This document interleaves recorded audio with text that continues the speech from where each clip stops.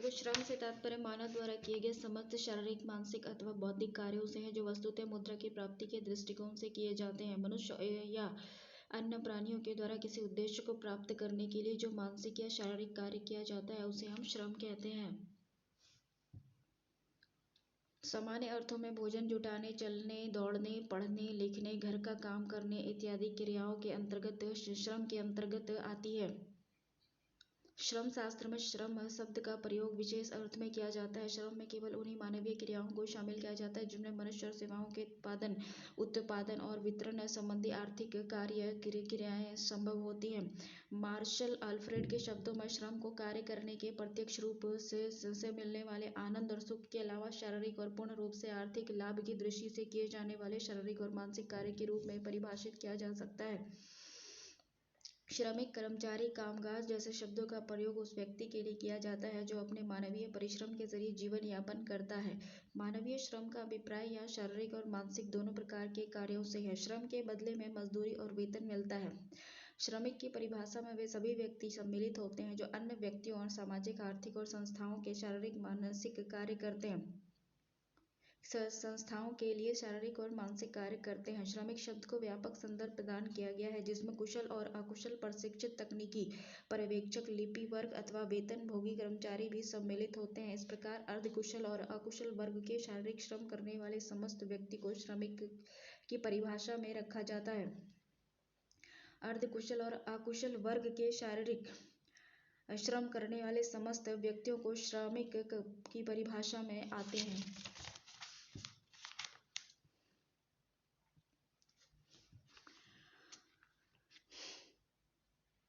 Thomas के अनुसार क्या है कि श्रम से मानव के उन सभी शारीरिक, मानसिक प्रयासों का बोध होता है जो किसी फल की आशा में किए जाते हैं।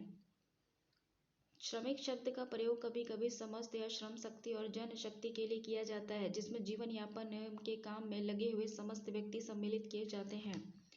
श्रम की एक अन्य अवधारणा उसकी मशीनी अवधारणा है जिसके अनुसार उद्योगपति श्रमिक को एक मशीन की भांति काम करने वाला समझता है और मशीनी अवधारणा के फलस्वरूप धीरे धीरे एक परोक्ष दृष्टिकोण का विकास हुआ जिसके साथ ही एक अन्य अवधारणा का भी जन्म हुआ जिसमें श्रम की मानवीय अवधारणा कहा जाता है। इस अवधारणा के अनुसार श्रमिक का मानवीय पक्ष उजागर किया गया तथा मानव के रूप में उन्हें कतिपय मानवीय अधिकार प्रदान किए गए। इस दृष्टिकोण से के अनुसार श्रमिक को मशीन के पुर्जों के समान न देखा जाकर उसे मानवीय दृष्टिकोण से आंका जाना चाहिए। वैज्ञानिक समाजवाद के प्रणेता और साम्यवादी दर्शन शास्त्री कार्ल मार्क्स के श्रम की अवधारणा के संदर्भ में क्रांतिकारी विचार प्रस्तुत किए हैं। उनके अनुसार भौतिक विकास के क्रम में श्रम की सर्वाधिक महत्ता है। इसके अनुसार पूंजीपति वर्ग श्रमिकों का शोषक है अतः उनमें पारस्परिक संघर्ष स्वाभाविक है।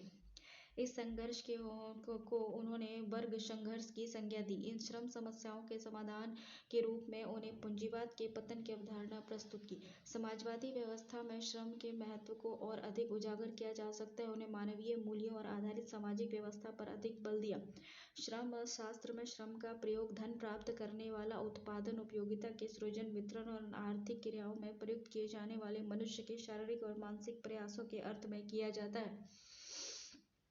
इस प्रकार के प्रयास मुख्य रूप से भौतिक लाभ की दृष्टि से किए जाते हैं। मनुष्य द्वारा अपनी इच्छा से या मजबूर होकर बिना पैसे लिए किए जाने वाले प्रयास भी श्रम के दायरे में आते हैं। श्रम शास्त्र के दृष्टिकोण से श्रम में निम्नलिखित तत्वों का समावेश अवश्य होना चाहिए।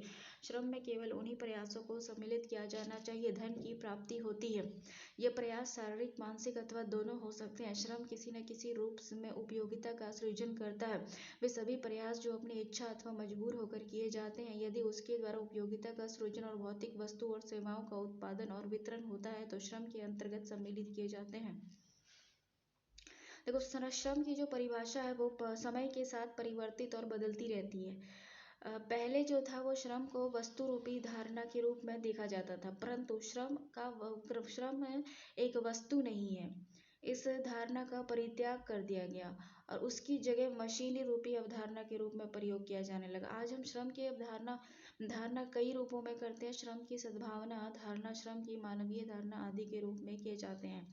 श्रम की विशेषता क्या है कि मनुष्य की सभी आर्थिक क्रियाओं का आधार श्रम होता है। श्रम के अभाव में सभी आर्थिक क्रियाएं, उत्पादन, वितरण, विनिमय, जीविकोपार्जन की कल्पना नहीं की जा सकती है। श्रम उत्पादन का न केवल महत्व साधन है बल्कि उत्पादन क्रियाओं का साध्य भी होता है। अन्य शब्दों में भौतिक वस्तु और सेवाओं का उत्पादन या श्रम के उपयोग के लिए होता है।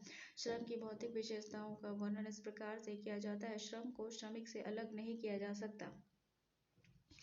देखो, श्रम में श्रमिक द्वारा किया जाने वाली क्रियाओं का ज्ञान होता है। बिना श्रमिक के श्रम संभव नहीं है। मनुष्य द्वारा आर्थिक क्रियाओं में भाग लिया जाता है और ये अपने शारीरिक और मानसिक प्रयास द्वारा उत्पादन करता है।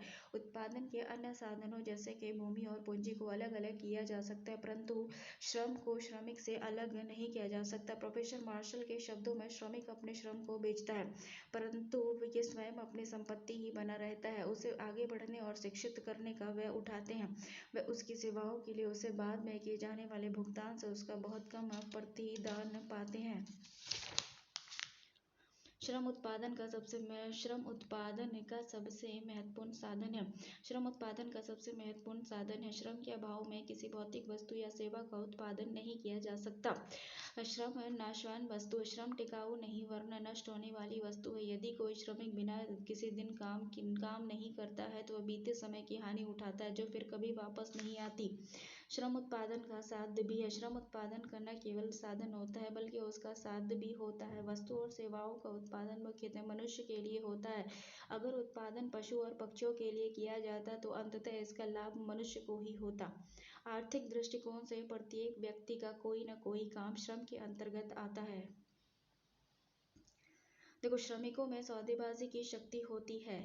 Bargaining power. श्रमिक सौदेबाजी की शक्ति उत्पादन के अन्य साधनों की अपेक्षा बहुत कम होता है। चूंकि श्रमिक साधारणतः गरीब होते हैं और उनके पास अतिरिक्त धन नहीं होता है, वे आसानी से अपने श्रम को बेचना रोक नहीं सकते हैं। एरिक रॉल ने कहा है कि श्रमिक का कोई सुरक्षित मूल्य नहीं है। श्रमिक लगातार श्रमिक संघ बनाकर अपनी सौदेबाजी शक्ति को बढ़ाने का प्रयास करते हैं। श्रम को संचित नहीं किया जा सकता। पूंजी एवं विभिन्न प्रकार की भौतिक वस्तुओं को भविष्य में उपयोग के लिए संचित किया जा सकता है, लेकिन श्रम को भविष्य के लिए संचित नहीं किया जा सकता, क्योंकि श्रम एक नाशवान वस्तु है। श्रम से लगातार काम नहीं लिया जा सकता।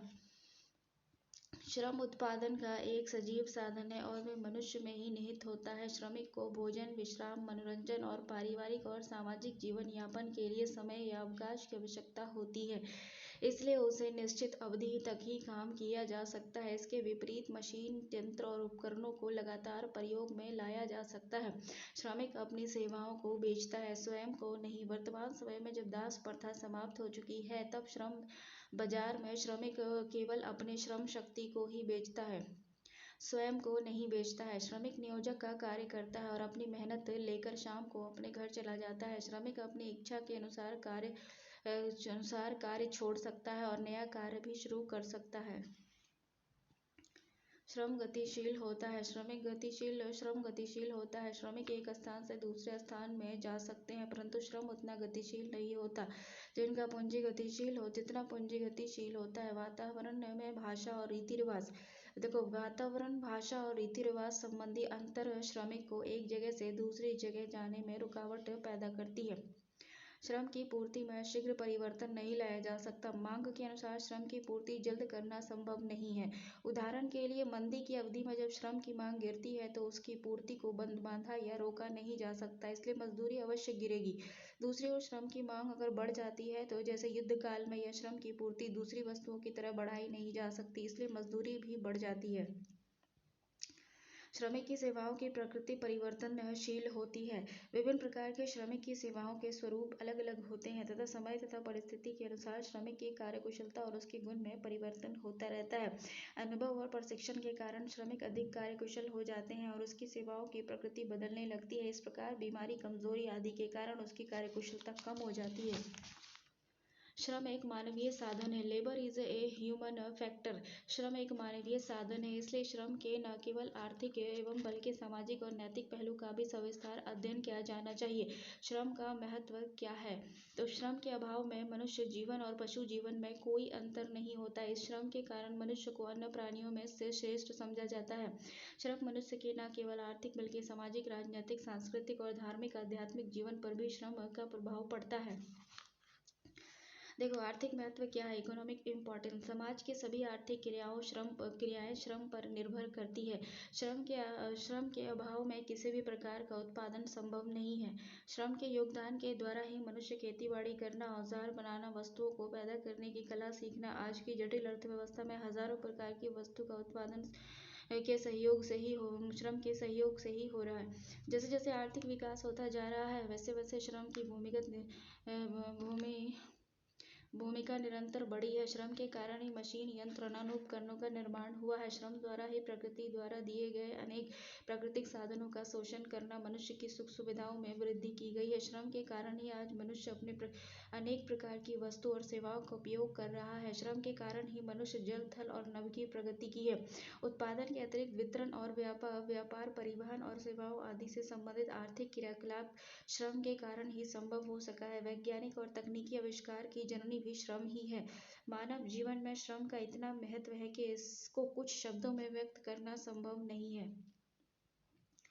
सामाजिक महत्व क्या है? श्रम न केवल आर्थिक जीवन का बल्कि सामाजिक जीवन का भी आधार है। श्रम के अभाव में मनुष्य पशु समान जीवन व्यतीत करता है।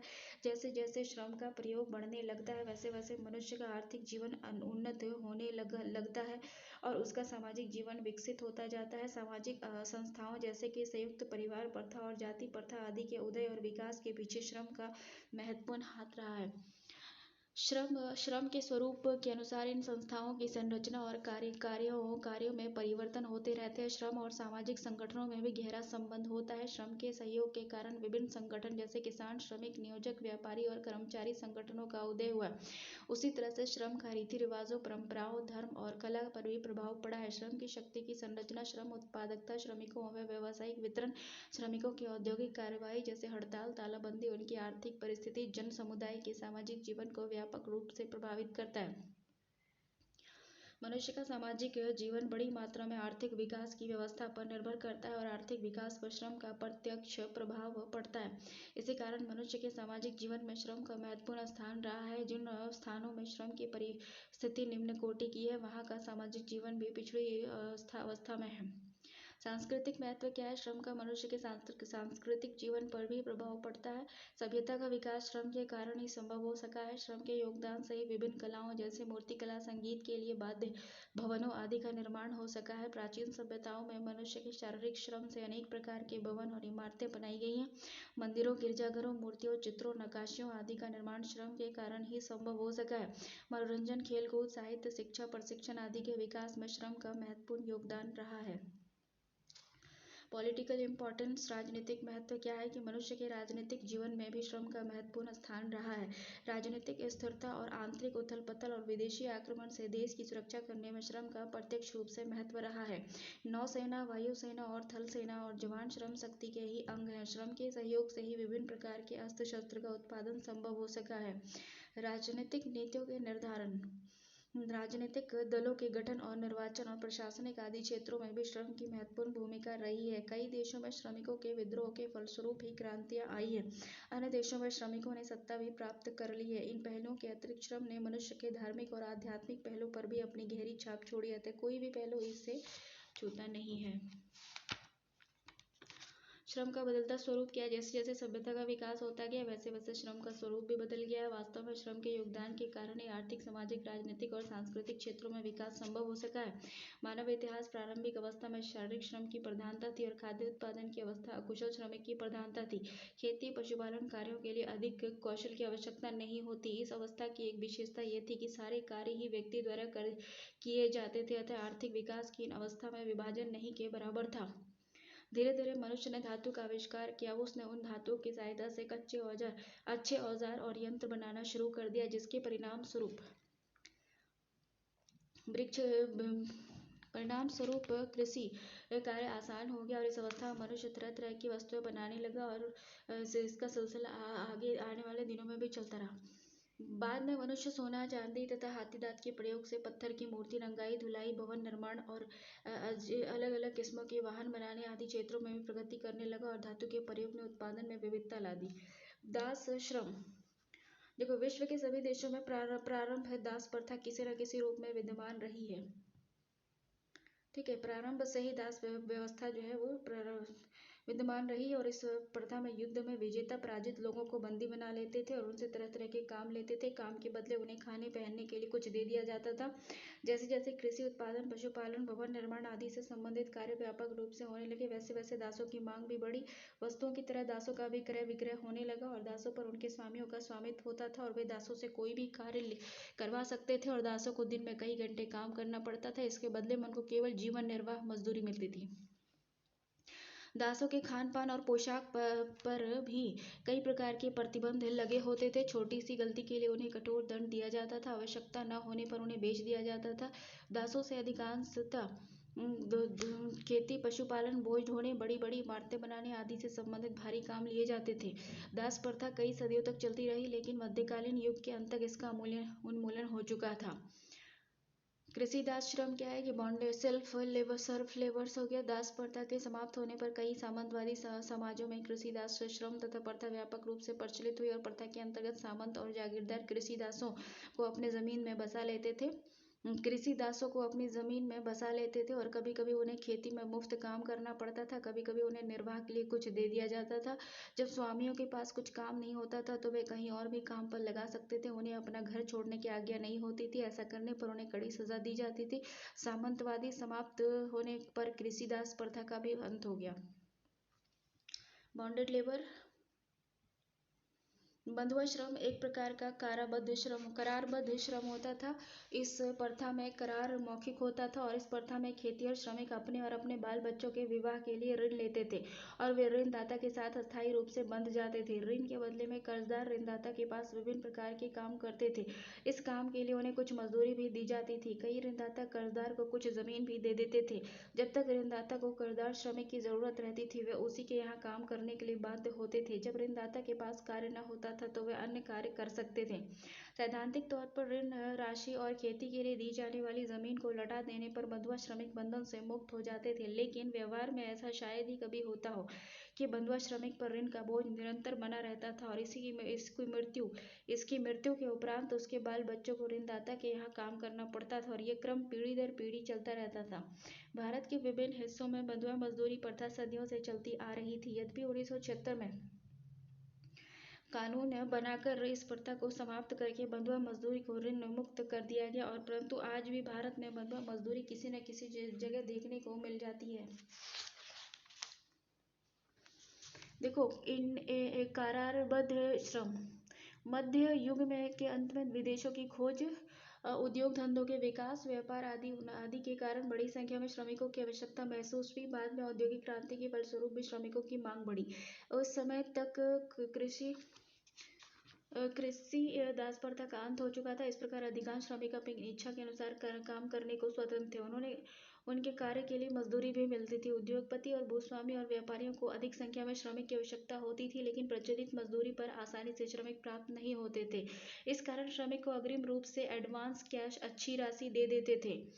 श्रमिक को कुछ एडवांस कैश अच्छी राशि दे देते थे और उनसे करार कर लेते थे, बॉन्ड लिखवा लेते थे और करार का निर्धारित अवधि तक अग्रिम देने वाले के व्यवसायों में काम करेंगे। उन्हें इस अवधि में मजदूरी भी दी जाती थी। करार की अवधि समय समाप्त हो जाने पर वे स्वतंत्र हो जाते थे और कहीं भी काम कर सकते थे। इस प्रकार के श्रम को करारबद्ध श्रम। अब करारबद्ध श्रम समाप्त हो चुका है। Free labour. देखो, आर्थिक विकास के प्रारंभिक चरणों में कई श्रेणियों के श्रमिक अपनी इच्छानुसार किसी भी नियोजक के यहाँ काम करने और मजदूरी के लिए सौदेबाजी करने के लिए स्वतंत्र रहे हैं। समय समय पर इन श्रमिकों की मजदूरी और कार्य की दशाओं से संबंधित राजकीय नियमन भी बनते रहे हैं औद्योगिकरण के बाद स्वतंत्र श्रमिकों की संख्या में निरंतर वृद्धि होती गई। राजतंत्र, अधिकारवाद तथा अधिनायक तंत्र के पतन और प्रजातंत्र के उदय के साथ बड़ी संख्या में श्रमिक स्वतंत्र रूप से अपनी इच्छा के अनुसार पेशे अपनाने लगे हैं और पसंद के नियोजक के यहाँ काम करने लगे। आज विश्व के अधिकांश श्रमिक स्वतंत्र श्रमिकों की श्रेणी में आते हैं। वे अपना संगठन बनाते हैं और अपनी मजदूरी और कार्य की दिशाओं में सुधार लाने के लिए नियोजक से सौदेबाजी करते हैं और सरकार पर दबाव डालते हैं। राज्य की ओर से भी उनकी दिशाओं में सुधार लाने के लिए महत्वपूर्ण कदम उठाए गए हैं। स्वरोजगार श्रम, सेल्फ एम्प्लॉयमेंट, एम्प्लॉयड लेबर। देखो, सभ्यता के प्रारंभ से ही कई श्रमिक अपने व्यवसाय, उद्योग और धंधों के स्वामी और उत्पादित वस्तुओं के विक्रेता भी होते हैं। जब उत्पादन में केवल छोटे छोटे औजारों का प्रयोग किया जाता था, उस समय भी कई श्रमिक उत्पादन के भौतिक साधनों के स्वामी होते थे और अपने श्रम की सहायता से उत्पादन संबंधी काम करते थे। इन श्रेणी में दर्जी, कुम्हार, लोहार, मोची, नाई आदि का उल्लेख किया जाता है। स्वरोजगार, सेल्फ एम्प्लॉयड लेबर्स में कौन आता है? तो दर्जी आता है, कुम्हार आता है, लोहार, मोची, नाई आदि आते हैं, सब सेल्फ एम्प्लॉयड है। देखो, भारतीय श्रम कानून कौन कौन से हैं? कारखाना अधिनियम 1881, कर्मकार क्षतिपूर्ति अधिनियम 1923, श्रम संघ अधिनियम 1926 1926, मजदूरी भुगतान अधिनियम 1936, कर्मचारी राज्य बीमा अधिनियम 1948, कारखाना अधिनियम 1948, न्यूनतम मजदूरी अधिनियम 1948, औद्योगिक विवाद अधिनियम 1947, औद्योगिक नियोजन अधिनियम 1946, बिहार दुकान प्रतिष्ठान अधिनियम 1953, मोटर वाहन कर्मकार अधिनियम 1961, बोनस भुगतान अधिनियम 1965, ठेका श्रम अधिनियम 1970, मातृत्व हित लाभ अधिनियम 1961, कर्मचारी भविष्य निधि अधिनियम 1952, बीड़ी सिगार कर्मकार अधिनियम 1966, उत्पादन संदाय अधिनियम 1972, समान पारिश्रमिक अधिनियम 1976, बाल श्रम प्रतिषेध और विनियमन अधिनियम 1986, और संगठित श्रमिक सामाजिक सुरक्षा अधिनियम 2008। देखो, नई आर्थिक नीति के अधीन श्रम विधि शास्त्र का बदलाव स्वरूप बदलता रहा है। विश्व बैंक, वर्ल्ड बैंक और अंतर्राष्ट्रीय मुद्रा कोष के निर्देशों पर भारत सरकार द्वारा भी 1991 में कई आर्थिक नीति अपनाई गई। उदारीकरण, निजीकरण और वैश्वीकरण की व्यवस्था की गई। नई आर्थिक नीति के एक भाग के रूप में मजदूर वर्ग को उनके ट्रेड यूनियंस एवं लोकतांत्रिक अधिकारों से वंचित किया जा रहा है। ताकि आर्थिक नीतियों के परिणाम के विरोध में बढ़ रहे जन प्रतिरोध एवं के आंदोलन को नियंत्रित किया जा सके। निर्गत नीति, एग्जिट पॉलिसी के नाम पर लाखों श्रमिकों के रोजगार समाप्त हो जाएंगे। सरकार श्रम कानून के नियोजकों के हितों के अनुकूल बनाने जा रही है। सरकार जो है वो श्रम कानून को नियोजक के हितों के अनुकूल बनाने जा रही है, ताकि नियोजक अपने औद्योगिक व्यवसाय को पुनर्गठित कर सके। परिणाम स्वरूप जब चाहे उन्हें काम से निकालने की नीति पुनर्जीवित हो जाएगी। कारखाने को बंद करने के नियोजक के अधिकार को अंतिम बनाया जा रहा है। हड़ताल पर रोक लगाने की व्यवस्था की जा रही है। ठेके प्रणाली को विकसित किया जा रहा है और न्यायालय का निर्माण भी हड़ताल के संबंध में श्रमिकों के विपक्ष में रहा है। द्वितीय राष्ट्रीय श्रम आयोग की सिफारिश क्या थी? रिकमेंडेशन था संगठित क्षेत्रों में श्रमिकों से संबंधित वर्तमान कानूनों को तर्कसंगत बनाने के उद्देश्य से सुझाव देने और असंगठित क्षेत्रों के श्रमिक के लिए न्यूनतम संरक्षण को सुनिश्चित करने के उद्देश्य से 1999 में डॉक्टर रविंदर वर्मा की अध्यक्षता में भारत सरकार श्रम मंत्रालय द्वारा द्वितीय श्रम आयोग का गठन किया गया था। आयोग ने 2002 में अपनी रिपोर्ट प्रस्तुत की थी। नियोजक एवं कर्मचारियों के मध्य भागीदारी के रूप में नई कार्य संस्कृति करने और लघु क्षेत्र के उद्योग की आर्थिक दक्षता बढ़ाते हुए श्रमिकों के कल्याण पर विशेष ध्यान देना। ठेका श्रमिकों के नियोजन में श्रमिकों के हितों को ध्यान में रखते हुए तर्कसंगत और संतुलित नियोजन की आवश्यकता है। असंगठित श्रमिक के लिए विभिन्न सामाजिक सुरक्षा उपायों जैसे कि स्वास्थ्य देखरेख, प्रसूति लाभ, नियोजन के दौरान शारीरिक क्षति पर क्षतिपूर्ति, सेवानिवृत्ति लाभ, अनुचित श्रम संबंध में प्रथाओं का उन्मूलन। वर्तमान श्रम कानूनों को श्रम प्रबंधन, मजदूरी, व्यावसायिक सुरक्षा, लघु उद्यम और कार्य के घंटों और सेवा शर्तों तथा बाल श्रम और असंगठित क्षेत्र के रूप में विभाजित कर इन क्षेत्रों में कार्य करने वाले कर्मकारों के लिए कानून बनाना है। देखो, श्रम विधान के सिद्धांत क्या है? Principle of labour legislation. तो विधान का विकास एवं meaning of development of legislation, कानून। विधान का इतिहास मानव सभ्यता का इतिहास है। विकास के क्रम में मानव उच्च कोटि का सामाजिक प्राणी माना गया है, परंतु सामाजिकता का मुख्य बिंदु विधान पर टिका होता है। जैसे जैसे मानव समाज विकसित होता गया, क्रियाशीलता बढ़ती गई, संबंध परिवर्तित होते गए और परिष्कृत होने लगे, साथ ही साथ विधान भी बनने लगे। 8000 BC 8000 बिफोर क्राइस्ट के आसपास कृषि क्रांति लोगों को स्थिर सामाजिक जीवन की सुविधा प्रदान की, जब पहली बार विधान की आवश्यकता प्रबलता से महसूस की गई। सामाजिक संबंध, आर्थिक आदान प्रदान, सांस्कृतिक विविधता के फलस्वरूप एक ठोस विधान का प्रारंभ हुआ। राष्ट्र राज्य रोमन ग्रीक साम्राज्य के उदय के साथ विद्वानों पर केंद्रित विधान का विकास शुरू हो गया।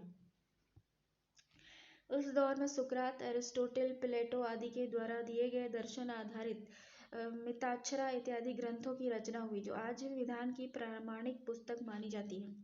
इतिहास के अगले विकास के क्रम में राष्ट्र राज्य और निश्चित सीमाओं के साथ साथ राज्य में परिवर्तित होते चले गए। अब राज्य की जिम्मेदारी अपने नागरिकों के प्रति, नागरिकों का कर्तव्य राज्य के प्रति और राज्य नागरिक और अंत्योदय संबंध जटिल और निश्चित विधान की मांग करने लगा है। फलस्वरूप आधुनिक विधान समाज शास्त्रियों और विधि विशेषज्ञ, डायोसी तथा धार्मिक ग्रंथों पर विधि परिपक्व होने लगे। औद्योगिक क्रांति के बाद श्रमिक वर्ग, पूंजीपति वर्ग का उदय हुआ, जिसके फलस्वरूप मजदूरी अर्जक के अस्थायी वर्ग में वृद्धि और आर्थिक और सामाजिक जीवन में श्रमिकों के बढ़ते हुए महत्व और कार्य के घंटों को लेकर नियोजक और श्रमिकों के बीच टकराव, मजदूरी में वृद्धि और श्रमिक की दशाओं में सुधार और श्रम संघ का उदय आदि के कारण सरकार द्वारा कई विधान बनाए गए। किसी भी देश में कई प्रकार की समस्याएं होती हैं। ये समस्याएं आर्थिक, सामाजिक, राजनीतिक, धार्मिक और सांस्कृतिक हो सकती हैं। इन समस्याओं के समाधान हेतु विधायिका द्वारा कानून बनाए जाते हैं, जिसे विधान कहा जाता है। ये विधान राज्य और राष्ट्र स्तर के हो सकते हैं या समाज या श्रमिकों की सुरक्षा और कल्याण से संबंधित भी हो सकते हैं।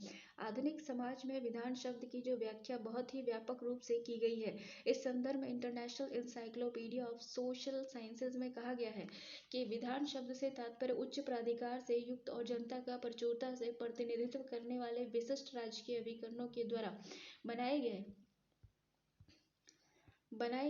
विधि के नियमों का बोध होता है। सामान्य अर्थों में विधान शब्द से तात्पर्य है कि मानव के समग्र विकास के लिए किसी मान्यता प्राप्त संस्था द्वारा बनाए गए नियम कानून, जो कि वहाँ की जनता द्वारा मान्य हो, को विधान कहा जाता है। भारत में विधान केंद्रीय और राज्य दोनों स्तर पर बनाए जाते हैं। भारतीय संविधान में 3 सूची दी गई है: राज्य सूची, संघ सूची और समवर्ती सूची। संघ सूची के विषय पर संघ को कानून बनाने का अधिकार है।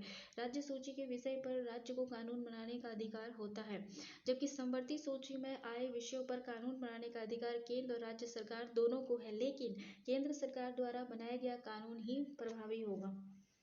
तो लेबर लेजिस्लेशन में है कि श्रम विधान, जैसे देखो, श्रम विधान किसी उद्योग, प्रतिष्ठान, नियोजन में कार्यरत श्रमिकों की दशाओं में सुधार लाने हेतु बनाए जाते हैं। श्रम विधान की जो परिभाषा देते हुए प्रोफेसर के.एन. वैद ने अपनी पुस्तक state and labour in India में कहा है कि श्रम विधान औद्योगिक श्रमिक के नियोजन एवं अनियोजन, मजदूरी, कार्य की दशाएं, सामाजिक सुरक्षा और श्रम कल्याण का विनियमन करती है। इस प्रकार श्रम विधान श्रमिकों की दशाओं में सुधार लाने हेतु बनाए जाते हैं। इसका मुख्य उद्देश्य श्रम समस्याओं और शोषण को दूर करना है।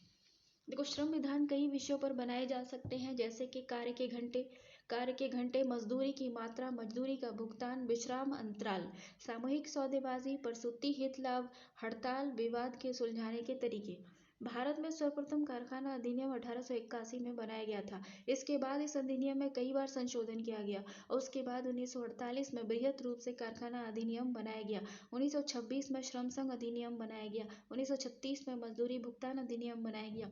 स्वतंत्रता के बाद औद्योगिक विवाद अधिनियम 1948 पारित किया गया। इसमें हड़ताल, तालाबंदी पर प्रतिबंध लगा दिया गया। साथ ही औद्योगिक विवाद सुलझाने की मशीनरी भी बनाई गई। इसके बाद कर्मचारी राज्य बीमा अधिनियम 1948, न्यूनतम मजदूरी अधिनियम 1948, प्रसूति हित लाभ अधिनियम 1961, उपादान संदाय अधिनियम 1972, समान पारिश्रमिक अधिनियम 1976, बाल श्रम अधिनियम 1986 आदि श्रम विधान बनाए गए। देखो, सामाजिक विधान हो गया। सामाजिक विधान मुख्य रूप से पूरे समाज के लिए बनाए जाते हैं और समाज में कई प्रकार की समस्याएं रहती हैं, जैसे कि भिक्षावृत्ति। इन समस्याओं के समाधान हेतु विधायिका द्वारा कानून पारित किया जाता है, जिसे सामाजिक विधान कहा जाता है। तो सामाजिक विधान का उद्देश्य क्या है कि विवाह, दहेज, तलाक, भिक्षावृत्ति, वेश्यावृत्ति, श्रम कल्याण, बंधुआ मजदूरी, सामाजिक कुरीतियों का दमन करना और बाल अपराध को रोकना, जिस पर विधायिका द्वारा कानून बनाए जाते हैं। देखो, श्रम विधान के सिद्धांत, प्रिंसिपल ऑफ लेबर लेजिस्लेशन। श्रम विधान का सिद्धांत क्या है? Professor R.K. दास ने 1937 आर के दास ने 1937 में अपनी प्रसिद्ध पुस्तक लिखी थी, प्रिंसिपल ऑफ लेबर लेजिस्लेशन का प्रकाशन किया। इस पुस्तक में श्रम विधान के 4 आधारभूत सिद्धांतों का उल्लेख किया उन्होंने। सबसे पहला था सामाजिक न्याय का सिद्धांत होना चाहिए, दूसरा समाज कल्याण का सिद्धांत होना चाहिए, तीसरा राष्ट्रीय नीति का सिद्धांत होना चाहिए और अंतर्राष्ट्रीय एकात्मकता का सिद्धांत होना चाहिए। तो 1937 के बाद विश्व में अनेक महत्वपूर्ण परिवर्तन हुए और विभिन्न देशों में सामाजिक, आर्थिक और राजनीतिक क्षेत्रों में व्यापक बदलाव आया। श्रम संघ मजबूत हो गया और देश के विकास में श्रमिकों का योगदान बढ़ा। श्रमिकों के बीच शिक्षा का प्रसार हुआ, फलस्वरूप कई महत्वपूर्ण परिवर्तन हुए। इन परिवर्तनों के फलस्वरूप श्रम विधान के उद्देश्य और सिद्धांतों और स्वरूपों में भी परिवर्तन हुआ।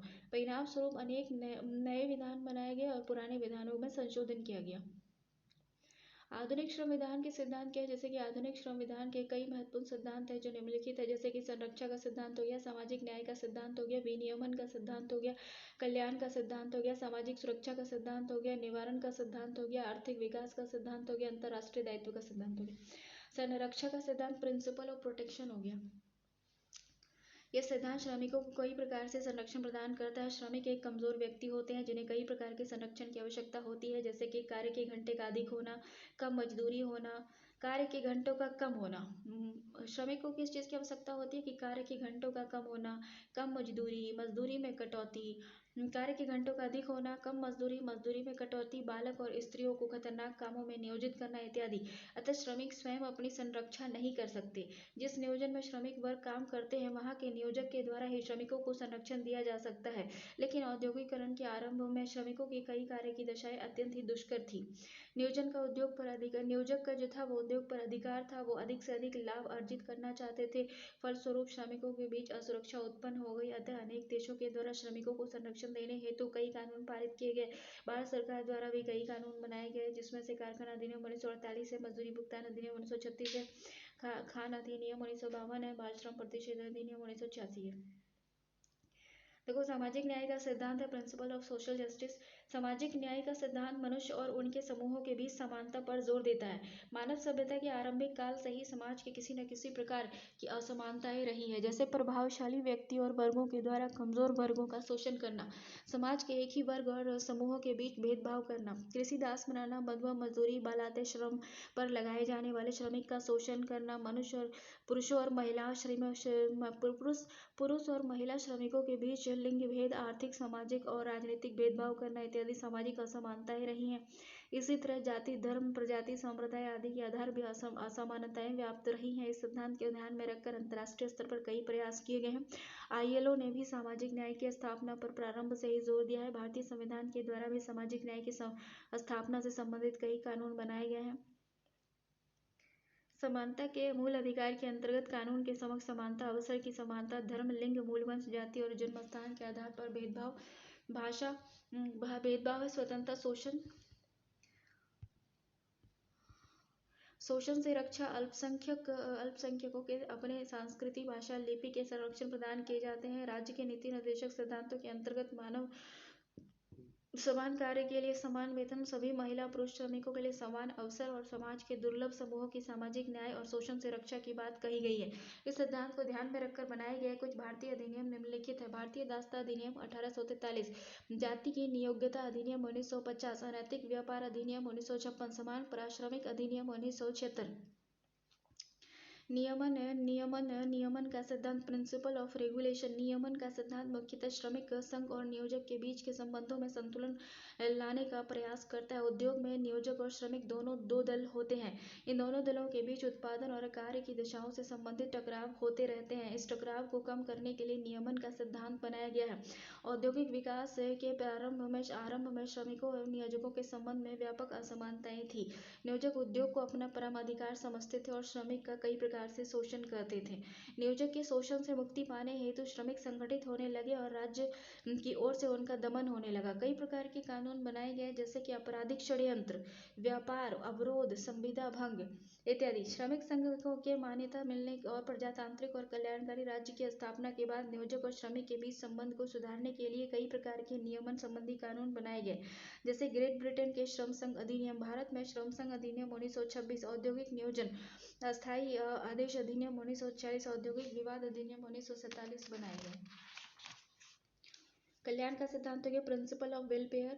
तो ये सिद्धांत समाज को विशेष समूहों और आम नागरिकों के हितों के विकास के लिए अतिरिक्त सुविधाएं प्रदान करता है। ये सिद्धांत सुरक्षा और सामाजिक न्याय के सिद्धांत से जुड़ा है। इसके अंतर्गत आवासीय, चिकित्सकीय, मनोरंजन और शैक्षिक और सांस्कृतिक सुविधाएं प्रदान करता है। और इस सिद्धांत के द्वारा कमजोर व्यक्तियों, विशेषकर अल्प सुविधा विहीन महिलाओं और बालकों के कल्याण के लिए कार्य किए जाते हैं। इस सिद्धांत के आधार पर भारत में कई कानून भी बनाए गए। कोयला खान श्रम कल्याण निधि अधिनियम 1947, अब्रक खान श्रम कल्याण निधि अधिनियम 1946, हिंदू विवाह अधिनियम 1995, अंतर्राज्यीय प्रवासी कर्मकारी अधिनियम 1979, दहेज प्रतिषेध अधिनियम 1961। सामाजिक सुरक्षा का सिद्धांत प्रिंसिपल ऑफ सोशल सिक्योरिटी हो गया। औद्योगिक समाज में दुर्घटना, बुढ़ापा, बीमारी, विकलांगता, बेरोजगारी, प्रसूति, अर्जक की मृत्यु आदि आकस्मिकताओं का सामना करना पड़ा और इन स्थितियों में अर्जक की आमदनी समाप्त और कम हो जाती है। इससे और उन पर निर्भर व्यक्तियों को तरह तरह की आर्थिक कठिनाइयों का सामना करना पड़ता है और इस स्थिति में राज्य या समाज द्वारा कई प्रकार की सहायता प्रदान की जाती है। इसमें सामाजिक बीमा, सामाजिक सहायता के तहत लाभ दिए जाते हैं। सामाजिक बीमा में लाभार्थियों को अंशदान देना पड़ता है, जबकि सामाजिक सहायता के तहत सरकार या अन्य अभिकरणों द्वारा जरूरतमंद व्यक्तियों को बिना अंशदान किए सहायता दी जाती है। सामाजिक सुरक्षा के सिद्धांतों को ध्यान में रखकर कई महत्वपूर्ण विधान बनाए गए हैं, जैसे कि कर्मकार क्षतिपूर्ति अधिनियम 1923, कर्मचारी राज्य बीमा अधिनियम 1948, प्रसूति हित लाभ अधिनियम 1961। देखो, निवारण का सिद्धांत हो गया प्रिंसिपल ऑफ प्रिवेंशन। औद्योगिक विकास के अतिरिक्त काल से आरंभिक काल में से ही समाज में कई प्रकार के परिवर्तन हुए, जैसे प्रथाओं, रीति रिवाजों, मूल्य प्रणालियों, सामाजिक संस्थाओं, सामाजिक समूहों के पारस्परिक संबंधों इत्यादि परिवर्तन और विकास की उस प्रक्रियाओं में कुछ प्रथाएं जैसे कि वेश्यावृत्ति, वेश्यावृत्ति, भिक्षावृत्ति, दहेज प्रथा, सती प्रथा, शिशु हत्या, बहु विधवा, मद्यपान इत्यादि सामाजिक प्रगति और मानवीय हितों के विकास में बाधक हो जाती है। इनका निवारण समाज के लिए आवश्यक हो जाता है। निवारण के सिद्धांत पर आधारित कई प्रकार के विधान बनाए गए हैं, जो निम्नलिखित है। बालक विवाह अवरोध अधिनियम 1929, अनैतिक व्यापार अधिनियम 1956, दहेज प्रतिषेध अधिनियम 1961। आर्थिक विकास का सिद्धांत प्रिंसिपल ऑफ इकोनॉमिक डेवलपमेंट। देखो, किसी भी देश के लोगों का रहन सहन, सुख सुविधा, समृद्धि वहाँ के आर्थिक विकास पर निर्भर करती है। जहाँ की प्रति व्यक्ति आय अधिक है, वहाँ के लोगों का रहन सहन उच्च स्तर का होता है। आर्थिक विकास के लिए सरकार द्वारा कई काम किए जाते हैं, जैसे कि उद्योग का विकास, कृषि विकास, परिवहन एवं संचार की सुविधा, सिंचाई का विकास। आर्थिक विकास में वृद्धि के लिए श्रमिकों के मजदूरी की मात्रा, मजदूरी में भिन्नता, बोनस, भविष्य निधि, कल्याण निधि, मजदूरी के भुगतान, महंगाई भत्ते की मात्रा इत्यादि में सुधार आवश्यक है। भिक्षावृत्ति, विवाह, सामाजिक कुरीतियों, नशाबंदी, सामाजिक शोषण से संबद्ध सामाजिक विधानों का भी आर्थिक समृद्धि पर प्रभाव पड़ता है। अंतर्राष्ट्रीय दायित्व का सिद्धांत प्रिंसिपल ऑफ इंटरनेशनल ऑब्लिगेशन। इस सिद्धांत का मुख्य उद्देश्य अंतर्राष्ट्रीय स्तर पर बनाए गए विभिन्न संगठनों और द्वारा पारित किए गए प्रस्तावों, नियमों का, निर्णयों का सम्मान करना और लागू करने का प्रयास करना।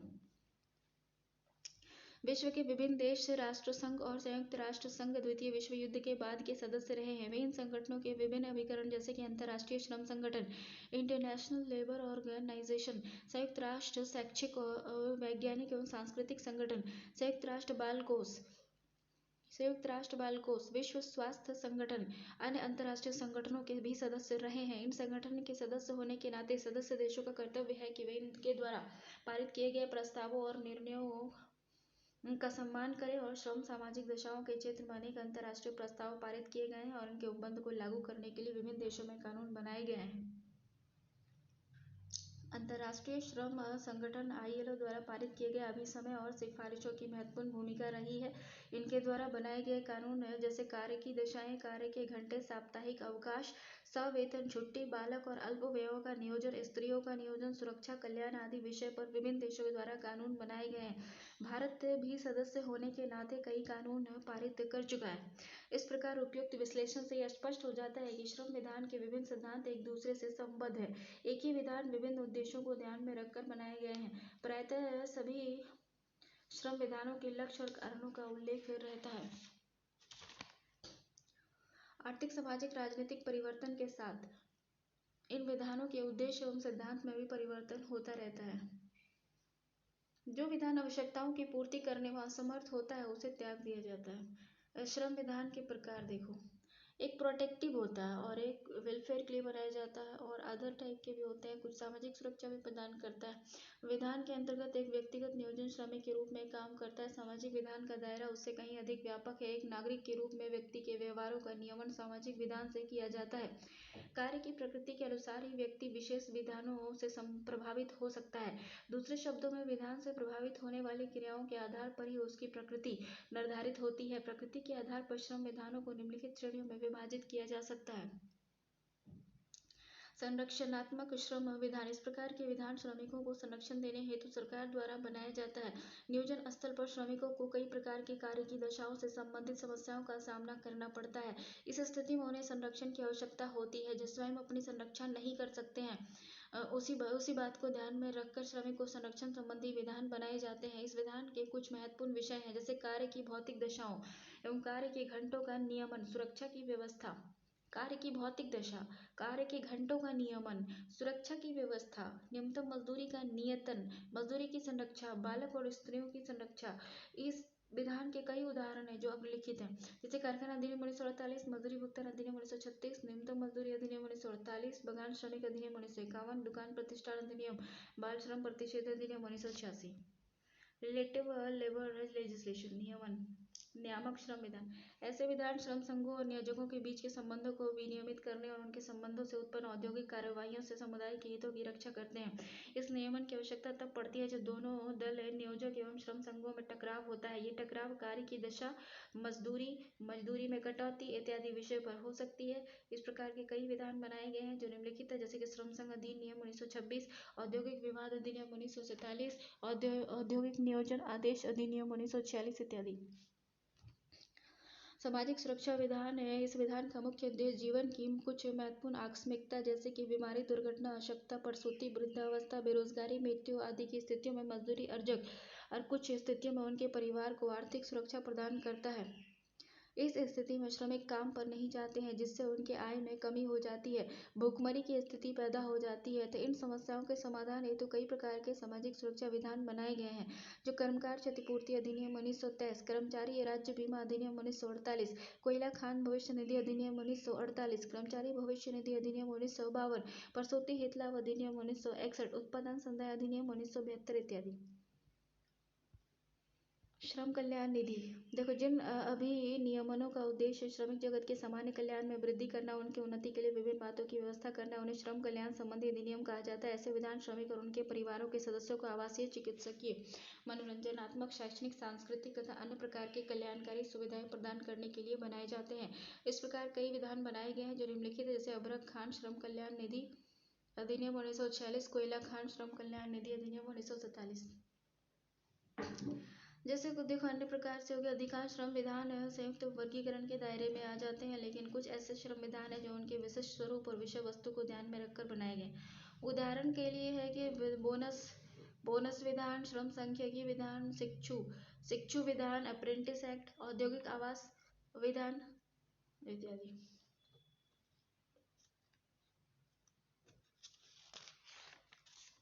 भारत में श्रम विधान का इतिहास कैसा रहा? जैसे देखो, भारत में श्रम कानून का विकास मुख्य रूप से औद्योगिकरण 1850 के बाद शुरू हुआ था, जब 1851 में पहली सूती मिल मुंबई में स्थापित की गई थी। 1851 में पहली सूती मिल मुंबई में भारत में स्थापित की गई थी। उस समय से लेकर आज तक श्रमिकों के हितों को ध्यान में रखकर अनेक कानून बनाकर निर्माण किया गया है और प्रक्रिया आज भी जारी है। भारत में श्रम विधान के इस विस्तृत विकास के इतिहास के अध्ययन हेतु इसे 3 अवस्था में बांटा गया है। एक 1919 के पूर्व का इतिहास, एक 1919 के बाद का और एक स्वतंत्रता के बाद का। 1919 के पूर्व की स्थिति क्या थी कि भारत में 1919 से पूर्व अनेक प्रकार के श्रम विधान का निर्माण किया गया था, निम्न श्रेणियों में विभाजित किया गया था, जैसे कि एक सामान्य श्रम विधान था, एक बगान था, एक खान था और एक कारखाना विधान था। सामान्य श्रम विधान क्या था कि भारत में श्रम विधान ब्रिटिश शासनकाल 19वीं शताब्दी के प्रारंभ होने से ही बनाए जाने लगे थे, लेकिन इसमें जो भी विधान बनाए जाते थे वो ब्रिटिश नियोजकों के हितों के लिए ही होता था, ना कि श्रमिक के हितों के लिए होता था। तो सर्वप्रथम बंगाल विनियमन अधिनियम बनाया गया था 1819 में, जिसके अंतर्गत करारबद्ध श्रमिकों के द्वारा कर्तव्य की उपेक्षा करना एक दंडनीय अपराध घोषित किया गया था। और बंगाल विनियमन 1837 ईस्वी ने ब्रिटिश उपनिवेशक के लिए भारतीय उत्तरवासियों की भर्ती और नियोजक को नियंत्रित करने के लिए श्रमिकों पर कई तरह से प्रतिबंध लगाए गए थे और भारतीय दंड संहिता 1860 के अधीन कानून का निर्माण नियोजक के हितों को ध्यान में रखकर बनाया जाता था। लेकिन इस दौरान कुछ ऐसे भी कानून का निर्माण हुआ जो श्रमिकों के कल्याण से संबद्ध थे। इसके अंतर्गत द अप्रेंटिस एक्ट 1850 जो कि छोटे बच्चों को प्रशिक्षण दिलाने के उद्देश्य से पारित किया गया था। इसी तरह से 1855 में फेटल एक्सीडेंट एक्ट पारित किया गया था, जिसके अंतर्गत किसी व्यक्ति की मृत्यु की स्थिति में उसके परिवार के सदस्य को क्षतिपूर्ति देने की व्यवस्था की गई थी। मर्चेंट शिपिंग एक्ट 1859 के अधीन नाविकों के नियोजन को विनियमित करने का प्रयास किया गया था। बगान विधान बना था। इस दौरान केंद्रीय और स्थानीय सरकारों के द्वारा चाय बगानों, विशेषकर असम के चाय बगानों के श्रमिकों के लिए कई विधान बनाए गए थे। इन कानून में बगान श्रमिक की भर्ती करने वाले के लिए लाइसेंस रखने और उत्प्रवासियों के पंजीकरण और चाय बगानों तक जाने की मांगों की स्वच्छता, बगानों में काम की न्यूनतम अवधि और मजदूरी के निर्धारण से संबंध किए गए थे। इस संबंध में Assam labour and immigration act 1901 पारित किया गया। इस तरह के कानून 1903 में मद्रास में और 1920 में कुर्ज में भी बनाए गए थे। देखो कारखाना विधान हो गया। भारत में पहला कारखाना अधिनियम जो था वो 1881 में पारित किया गया था और इस अधिनियम के पारित होने के पीछे लंकाशायर के सूती वस्त्र निर्माताओं और कुछ परोपकारी लोगों का सहयोग रहा। इस अधिनियम को उन कारखानों पर लागू किया गया जहां 100 या अधिक श्रमिक नियोजित थे। इसके द्वारा कारखाने में काम करने वाली महिला और बच्चों का इसके कार्य की स्थिति को निर्धारित किया गया और इस अधिनियम में कई कार्य के घंटे और बालकों के नियोजन और उनकी चिकित्सकीय जांच और खतरनाक कामों पर बालक और स्त्रियों के नियोजन पर प्रतिबंध से संबंधित उपबंध रखे गए। उसके बाद खान अधिनियम बना, तो इस दौरान खान श्रमिक के हितों की रक्षा हेतु कुछ विधान बनाए गए और इस दिशा में पहला विधान 1901 में माइनिंग कमेटी 1895 की अनुशंसा के बाद बनाया गया। इस अधिनियम के अंतर्गत सरकार को खानों में काम करने की दशाओं से संबंध विनियमन का अधिकार था और अधिनियम में कुछ मुख्य खान निरीक्षक की नियुक्ति का भी प्रावधान किया गया था। 1919 के बाद से स्वतंत्रता प्राप्ति तक की स्थिति कैसी थी? इस अवधि में भारतीय संविधान को प्रत्यक्ष रूप से प्रभावित करने वाले महत्वपूर्ण घटनाएं थी, जैसे कि संवैधानिक परिवर्तन हो रहा था, आयोग और समितियों की रिपोर्ट थी, प्रथम एवं द्वितीय विश्व युद्ध का भी प्रभाव था और ILO की स्थापना भी हुई थी। तो संवैधानिक परिवर्तन 1919 के पूर्व भारत में कई संवैधानिक व्यवस्थाएं की गई थी, जैसे कि regulating act 1973, Pitt's India act 1784 और भारत सरकार अधिनियम 1858 तथा इंडियन काउंसिल अधिनियम 1892 आदि। इन अधिनियमों में श्रम विधान की संवैधानिक व्यवस्था के बारे में स्पष्ट नीति का अभाव था और पहली बार भारत सरकार अधिनियम 1919 में श्रम विधान से संबंधित संवैधानिक व्यवस्था की गई और इस अधिनियम में केंद्रीय सरकार को श्रम से संबंधित प्राय सभी महत्वपूर्ण विषयों पर विधान बनाने का अधिकार प्रदान किया गया था और प्रांतीय सरकारें केवल सुरक्षित विषयों पर ही श्रम विधान बना सकती थी और वे केंद्रीय सरकार के निर्देश और नियंत्रण में।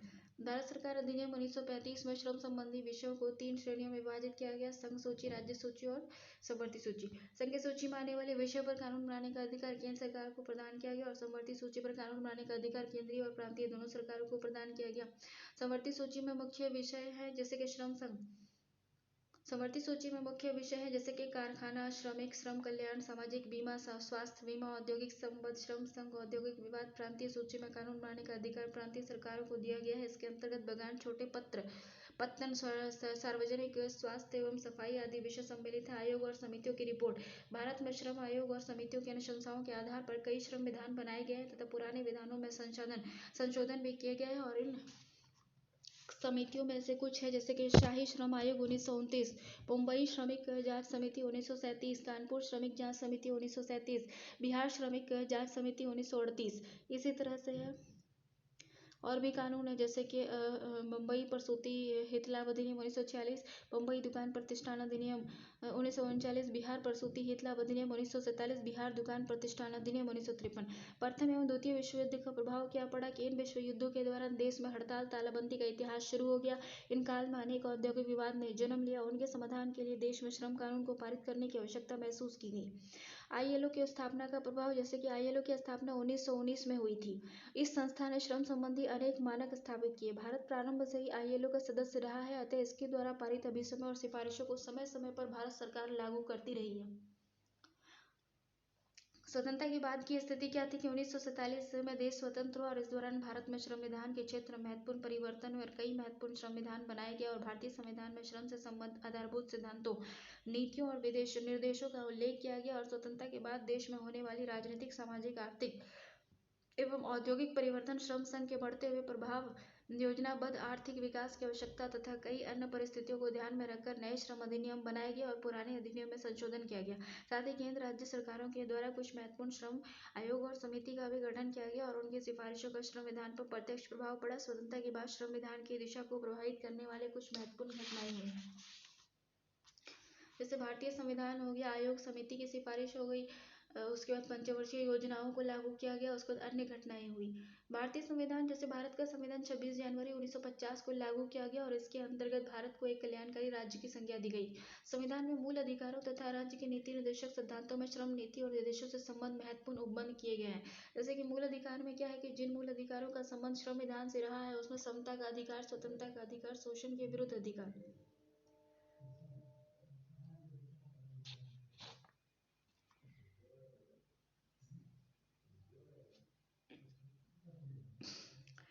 जैसे देखो, समता का अधिकार हो गया, समता का अधिकार हो गया, सरकारी नियोजन, कारखाना, खान प्रतिष्ठान के अंतर्गत रोजगार के समान अवसर प्राप्त किए जाएंगे अतः देश के श्रमिक भी अपनी योग्यता और क्षमता के अनुसार किसी भी नौकरी को प्राप्त करने में सक्षम होंगे। राज्य के अधीन नियोजन में धर्म, प्रजाति, जाति, लिंग, उद्भव, जन्मस्थान, निवास के आधार पर नागरिकों के बीच भेदभाव नहीं किया जाएगा, लेकिन समाज के कमजोर वर्गों के हितों की रक्षा के लिए राज्य की ओर से विशेष कदम उठाए जा सकते हैं। आर्टिकल 16। स्वतंत्रता का अधिकार देखो, इसके अंतर्गत विचार अभिव्यक्ति की स्वतंत्रता, विचार और अभिव्यक्ति की स्वतंत्रता होगी, शांतिपूर्ण सम्मेलन करने की स्वतंत्रता होगी, संस्था और संघ बनाने की स्वतंत्रता होगी, स्वतंत्रता पूर्वक घूमने की स्वतंत्रता होगी, अबाध रूप से निवास करने की स्वतंत्रता होगी, कोई वृत्ति और व्यवसाय करने की स्वतंत्रता सम्मिलित होगी। अनुच्छेद 19। शोषण किसी रक्षा का अधिकार, जैसे देखो, इसके अंतर्गत सभी प्रकार के बलात्कार, श्रम, बाल श्रम, व्यक्तियों के क्रय विक्रय को प्रतिषिद्ध करती है। आर्टिकल 23। राज्य के निर्देशक सिद्धांत, भारतीय संविधान के भाग 4 में अनुच्छेद 36 से 51 के अंतर्गत श्रमिकों के कल्याण से संबंधित प्रावधान किए गए हैं, जिसके अंतर्गत कहा गया है कि सरकार ऐसे नीति का निर्देशन करेगी कि वह सभी स्त्री पुरुषों को जीवन यापन के लिए यथेष्ट एवं समान अवसर दे, समान कार्य के लिए समान पारिश्रमिक की व्यवस्था करे और अपनी आर्थिक क्षमता और विकास की सीमाओं के अनुसार सभी व्यक्तियों को काम एवं शिक्षा पाने का समान अवसर दिलाए और बेरोजगारी, बुढ़ापा, बीमारी, विकलांगता के मामले में वित्तीय सहायता दे। सरकार को यह भी प्रयत्न करना चाहिए कि कर्मचारियों को निर्वाह वेतन, कार्य की मानवीय दशाओं, रहन सहन के अच्छे स्तर एवं अवकाश के समय सामाजिक सांस्कृतिक सुविधाओं का पूर्ण आनंद उठाने की व्यवस्था हो। इन सिद्धांतों को लागू करने के उद्देश्य से भी श्रम अधिनियम बनाए गए हैं। विधायी शक्तियों का विभाजन हो गया, भारतीय संविधान के अनुच्छेद 246 और अनुसूची 7 में केंद्र और राज्य सरकारों के बीच विधायी केंद्र और राज्य के बीच विधायी शक्तियों का विभाजन किया गया। विधायी के विषयों बीच विधायी शक्तियों के विभाजन संबंधी उपबंध वर्णित है।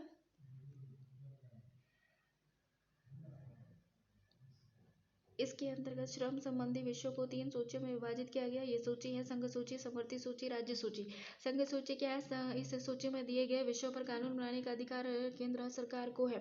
श्रमिकों से संबंधित निम्नलिखित विषय है: खान तेल क्षेत्र, पत्तन, बंदरगाह और ILO और अंतर्राष्ट्रीय श्रम सम्मेलन में प्रतिनिधि योजना इत्यादि। समवर्ती सूची क्या है? इस संबंध में कानून बनाने की शक्ति और संघ और राज्य सरकार दोनों को है। इसके अंतर्गत महत्वपूर्ण विषय क्या है? जैसे श्रम संघ, औद्योगिक एवं श्रम विवाद, सामाजिक सुरक्षा और सामाजिक बीमा, नियोजन और अनियोजन, श्रम कल्याण, जिसमें कार्य की दशाएं, नियोजक के दायित्व, कर्मचारी क्षतिपूर्ति और प्रसूति हित लाभ सम्मिलित हैं। राज्य सूची, इसके अंतर्गत सम्मिलित विषयों पर कानून बनाने का अधिकार राज्य सरकार को है। राज्य पेंशन, वृत्ति, व्यापार, आजीविका, नियोजन पर कर, आवश्यकताओं और नियोजनों के लिए राहत आदि जैसे विषय सम्मिलित हैं। आयोग और समिति की सिफारिश क्या है? जैसे कि देखो, स्वतंत्रता प्राप्ति के बाद भारत में श्रम संबंधी विषय के जांच करने और सुधार के लिए सुझाव देने के उद्देश्य से समय समय पर विशेष आयोग और समिति का गठन किया गया, जिसकी सिफारिशों के आधार पर अनेक श्रम कानून का निर्माण किया गया। इनमें से कुछ समिति इस प्रकार है, जैसे कि शिवराज समिति, उसके बाद उचित मजदूरी समिति 1948, शिवराज समिति 1954, बोनस आयोग 1968, राष्ट्रीय श्रम आयोग 1959, श्रम कल्याण समिति 1968, महंगाई भत्ता आयोग इत्यादि। इसके अतिरिक्त भारतीय श्रम सम्मेलन, अस्थायी श्रम समिति, राज्य के श्रम सलाहकार बोर्ड और श्रम मंत्री सम्मिलित होते हैं।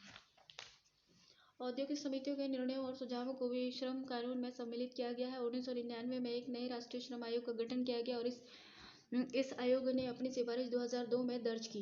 पंचवर्षीय योजनाएं। भारत में 1951 में अब तक 11 पंचवर्षीय योजनाएं शुरू की गई हैं। अब तक 1951 से अब तक 12 पंचवर्षीय योजनाएं शुरू की गई हैं। पंचवर्षीय योजनाओं में कुछ आधारभूत उद्देश्य जैसे कि राष्ट्रीय आय में वृद्धि, राष्ट्रीय आय का समुचित वितरण, बचत निवेश को प्रोत्साहन, उत्पादकता में वृद्धि, औद्योगिक शांति की स्थापना, बेरोजगारी, निर्धनता के उन्मूलन आदि का श्रम पर गहरा संबंध है। इन उद्देश्यों की प्राप्ति के लिए कई विधान बनाए गए और तथा कई विधानों में संशोधन भी किया गया। अन्य घटनाएं क्या हुई, जैसे कि देखो, अन्य घटना भारतीय संविधान के विकास में स्वतंत्रता प्राप्ति के बाद कई घटनाओं का प्रभाव पड़ा है, जैसे कि श्रमिकों की संख्या में वृद्धि, राजनीतिक दलों और श्रम संघों के बीच गहरे संबंध, श्रम संघ के नेताओं की सम्मानजनक परिस्थिति, श्रम और समाज कल्याण के क्षेत्र में राज्य की बढ़ती भूमिका, अंतर्राष्ट्रीय श्रम संगठन के से गहरे संबंध की स्थापना, औद्योगिक परिवर्तन, आर्थिक सुरक्षा पर निरंतर बल और अन्य कारकों का भी व्यापक प्रभाव पड़ा है। इस प्रकार उपरोक्त विश्लेषण से स्पष्ट होता है कि भारत में श्रम विधान का इतिहास बहुत ही पुराना है और ये कई घटनाओं और अवस्थाओं से गुजरा है। और आज वर्तमान में देखा जाए तो श्रम विधान का क्षेत्र व्यापक हो गया और औद्योगिकरण के आरंभ में जो कानून बनाए जाते थे वे श्रमिक के विपरीत नियोजकों के हित में होते थे, लेकिन वह स्थिति बहुत दिनों तक नहीं चली और वर्तमान में श्रम विधान श्रमिक और नियोजक दोनों के बीच सामंजस्य स्थापित करने के लिए बनाए जाते हैं। भारतीय संविधान चैप्टर 4 है ये। भारतीय संविधान में श्रम संबंधी उपबंध कौन कौन से हैं? तो भारतीय संविधान को संविधान सभा के द्वारा 26 नवंबर 1949 को अंगीकृत किया गया था और यह संविधान पूर्ण रूप से 26 जनवरी 1950 को लागू किया गया। संविधान की प्रस्तावना में ही न्याय, स्वतंत्रता और समानता, बंधुत्व व राष्ट्रीय एकता के आदर्श की चर्चा की गई है और संविधान के अनुच्छेद में श्रमिकों से संबंधित अनेक प्रावधान दिए गए हैं और जो उनके कल्याण के लिए महत्वपूर्ण है। कुछ ऐसे भी भारतीय नागरिक के लिए प्रावधान किए गए हैं जिसका लाभ श्रमिक भारतीय नागरिक होने के नाते प्राप्त करते हैं। स्वतंत्रता प्राप्ति के पहले 1919 में भारत सरकार संशोधन अधिनियम पारित किया गया था और इसके अंतर्गत श्रम के क्षेत्र में अनेक संवैधानिक परिवर्तन हुए। 1935 में भारत सरकार अधिनियम पारित किया गया। इसके अंतर्गत प्रांतीय स्तर पर स्वायत्त शासन स्थापित किया गया। स्वायत्त शासन के कारण श्रम को प्रांतीय विषय में घोषित कर दिया गया। स्वतंत्रता के बाद भारत सरकार ने नया संविधान का निर्माण किया जिसमें श्रम के क्षेत्र में अनेक प्रावधान दिए गए जो निम्नलिखित थे, जैसे कि मौलिक अधिकार के अंतर्गत श्रम संधि उपबंध पार्ट 3 में किया गया। संविधान के भाग 3 में मौलिक अधिकारों का उल्लेख किया गया है जिसमें कुछ श्रमिकों से संबंधित प्रावधान दिए गए हैं, जैसे कि समानता का अधिकार, कानून के समक्ष समानता, आर्टिकल 14। इसके तहत विधि के समक्ष सबको समान महत्व प्रदान किया गया, चाहे साधारण व्यक्ति हो या श्रमिक हो। भेदभाव निषेध, आर्टिकल 15। राज्य किसी नागरिक के विरुद्ध धर्म, मूलवन, जाति, लिंग, जन्मस्थान इसमें किसी के भी आधार पर भेदभाव नहीं कर सकता। श्रमिकों पर भी लागू है अनुच्छेद 16। अवसर की समानता, अनुच्छेद 16। राज्य के अधीन किसी पद, नियोजन का नियुक्ति से संबंधित विषयों पर नागरिकों के लिए अवसर की समता होगी। धर्म, मूल, वंश, लिंग, उद्भव, जन्मस्थान, निवास और उनमें से किसी के आधार पर न तो कोई नागरिक अयोग्य होगा और न ही उसमें भेद किया जाएगा। अस्पृश्यता का अंत, किसी भी सार्वजनिक स्थल या सरकारी संस्था जैसे अस्पताल, शैक्षणिक संस्थान, मंदिर, मस्जिद, सिनेमाघर इत्यादि में अस्पृश्यता के आधार पर प्रवेश प्रतिबंधित नहीं रखा जाएगा। स्वतंत्रता का अधिकार, भारतीय संविधान के अनुच्छेद 19 और 22 में स्वतंत्रता के अधिकारों का उल्लेख किया गया है जो भारतीय नागरिकों को प्राप्त है। साथ ही श्रमिक भी भारत के नागरिक हैं जिससे स्वतंत्रताएं उन्हें भी प्राप्त होती हैं। वाक और अभिव्यक्ति की स्वतंत्रता, अनुच्छेद 19(1) को भारत के सभी नागरिकों को विचार व्यक्त करने की स्वतंत्रता दी गई है। विचार व्यक्त करने में, भाषण देने, अपने अन्य व्यक्तियों को प्रचारित करने और जानने का अधिकार, प्रेस की स्वतंत्रता का अधिकार भी शामिल है आर्टिकल 19(1) में। शांतिपूर्ण और बिना हथियार के सम्मेलन करने की स्वतंत्रता आर्टिकल 19(1) में। इसके अंतर्गत भारत के प्रत्येक नागरिक को यह स्वतंत्रता प्रदान की गई है कि वह अपने विचारों के प्रचार के लिए शांतिपूर्ण और हथियार रहित सम्मेलन कर सकता है। इसके अंतर्गत सार्वजनिक सम्मेलन बुलाने और जुलूस निकालने के लिए लोगों की व्यवस्था के हित में सरकार से आज्ञा लेना आवश्यक है।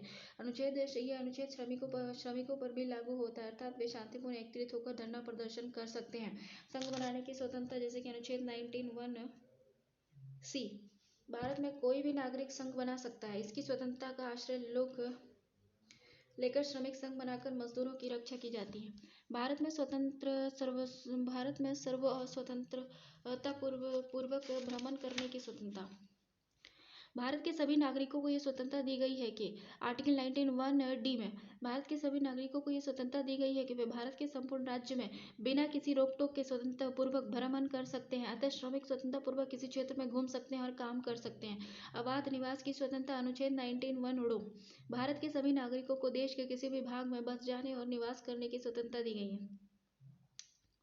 वृत्ति आजीविका व्यापार कारोबार करने की स्वतंत्रता आर्टिकल 19(4) कोई भी भारतीय नागरिक किसी भी प्रकार का पेशा या व्यवसाय कर सकता है। शोषण के विरुद्ध अधिकार इस संबंध में निम्नलिखित बातें कही गई हैं। बेगार पर निषेध अनुच्छेद 23 किसी भी व्यक्ति से बेगार या जबरन कार्य नहीं लिया जाएगा। इसका उल्लंघन करना कानून के लिए दंडनीय अपराध है। बालकों के नियोजन पर प्रतिषेध अनुच्छेद 24 14 वर्ष से कम आयु के बच्चों को किसी भी कारखाने खान खतरनाक उद्योग में नियोजित नहीं किया जा सकता है। राज्य के नीति निर्देशक तत्व पार्ट 4 आर्टिकल 36 से 51 भारतीय संविधान के भाग 4 में अनुच्छेद 36 से 51 के अंतर्गत श्रमिकों के कल्याण से संबंधित प्रावधान किए गए हैं, जो कि निम्नलिखित अनुच्छेद 38 देश के सभी नागरिकों को कल्याण करने का प्रयास किया जाएगा। अनुच्छेद 39 इसके अंतर्गत निम्नलिखित प्रावधान किए गए हैं। भारत के सभी नागरिकों को काम करने का अधिकार है।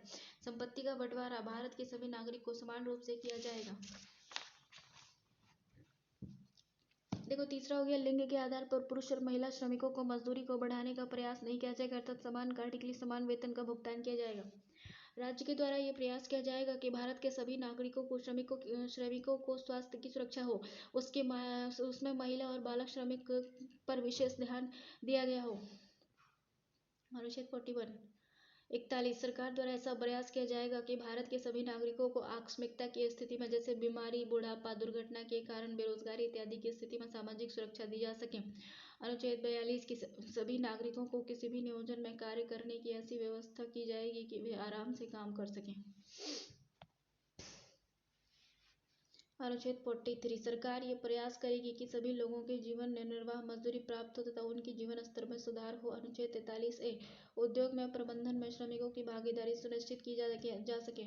अनुच्छेद 45 से 14 वर्ष से कम आयु के व्यक्ति को अनिवार्य और निःशुल्क शिक्षा दी जाएगी और बाल श्रमिकों को भी निःशुल्क शिक्षा देने की व्यवस्था की जाएगी। अनुच्छेद 47 हो गया, सरकार द्वारा भारतीय नागरिकों को निःशुल्क स्वास्थ्य सुविधा की व्यवस्था की जाएगी, जिसमें उन्हें प्रोटीन युक्त भोजन प्राप्त हो सके। अनुच्छेद 47 वैधानिक शक्तियों का विभाजन किया गया है 246 में आर्टिकल। तो भारतीय संविधान के अनुच्छेद 246 की 7वीं अनुसूची के अंतर्गत 3 सूचियां दी गई हैं। इसमें श्रमिकों से संबंधित प्रावधान किए गए हैं। संघ सूची, राज्य सूची, समवर्ती सूची। आर्टिकल 246 में संघ सूची में है कि इस संबंध में कानून बनाने का अधिकार केंद्र सरकार को है, जैसे खान तेल क्षेत्र, पत्तन बंदरगाह, अंतर्राष्ट्रीय श्रम संगठन, अंतर्राष्ट्रीय श्रम सम्मेलन में प्रतिनिधि भेजना, ये केंद्र सरकार के अंतर्गत आता है। राज्य सूची में क्या है कि इसके अंतर्गत आय विषय पर कानून बनाने का अधिकार राज्य सरकार को है। इसके अंतर्गत कई विषय आते हैं, जैसे रोजगार से अयोग्य व्यक्तियों की सहायता, रोजगार को राहत और अपंगों की क्षतिपूर्ति। समवर्ती सूची क्या है, इस संबंध में कानून बनाने की शक्ति केंद्र राज्य दोनों सरकार को है, लेकिन केंद्र द्वारा बनाया गया कानून प्रभावी होगा। इसके अंतर्गत निम्नलिखित विषय हैं, जैसे कि औद्योगिक विवाद, सामाजिक सुरक्षा, श्रम संघ, औद्योगिक प्रबंधन, वृद्धावस्था पेंशन, कार्य की शर्तें और दशा इत्यादि। श्रम प्रशासन से संबंधित उपबंध क्या है, भारतीय संविधान के अनुच्छेद 256 से 263 तक केंद्र या राज्यों पर नियंत्रण के प्रावधान दिए गए हैं। इसमें श्रम प्रशासन के संदर्भ में निम्नलिखित उपबंध अनुच्छेद 256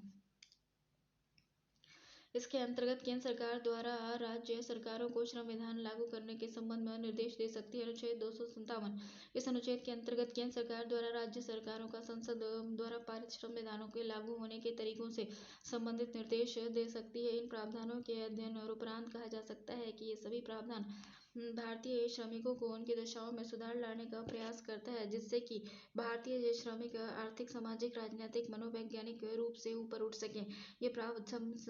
इन प्रावधानों के आधार पर बहुत से श्रम कानून बनाए गए हैं, जिसे समान कार्य के लिए समान पारिश्रमिक अधिनियम 1976, उत्पादन संदाय अधिनियम 1972 इत्यादि। इन सब कानूनों के बनने से श्रमिकों की अनेकों समस्याओं का समाधान हो सकता है। कारखाना अधिनियम